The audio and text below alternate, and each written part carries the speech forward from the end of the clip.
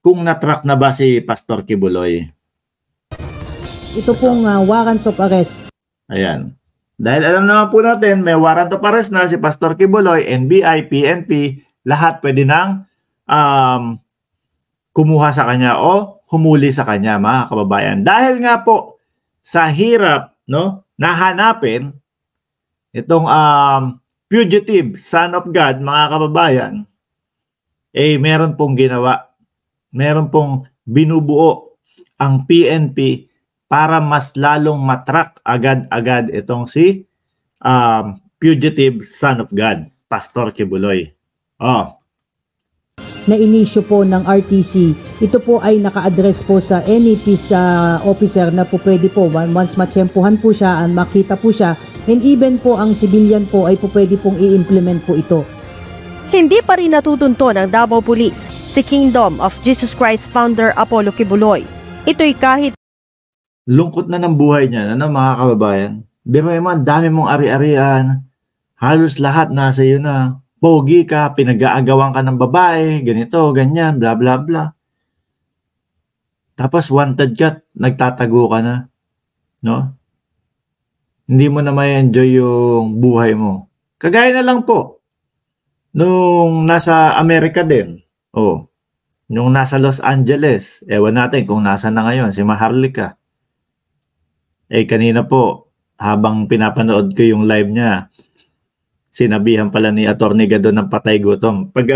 Pag-uusapan po natin yan, mga kababayan, mamayang konti lang, no?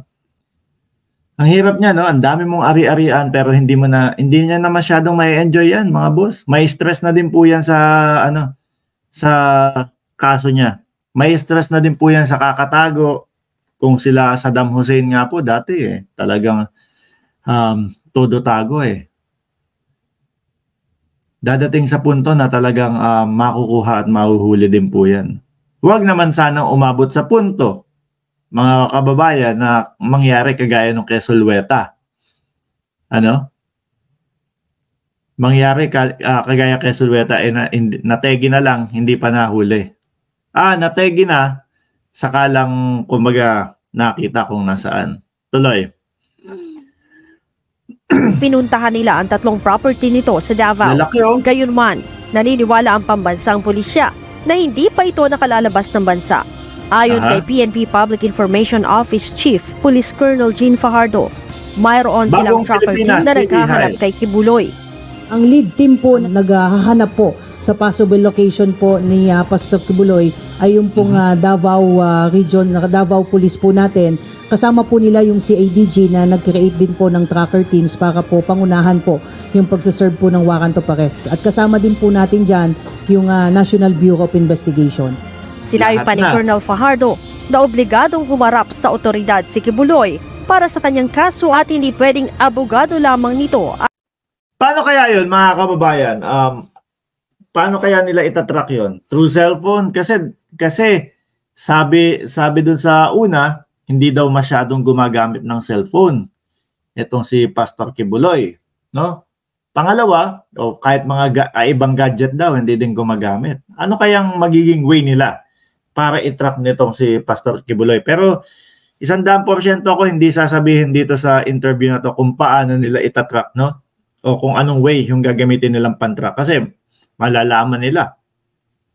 Pag nalaman nila, sunog na yung magiging lakad ng kapulisan para hulihin siya. Ang laging nagpapakita.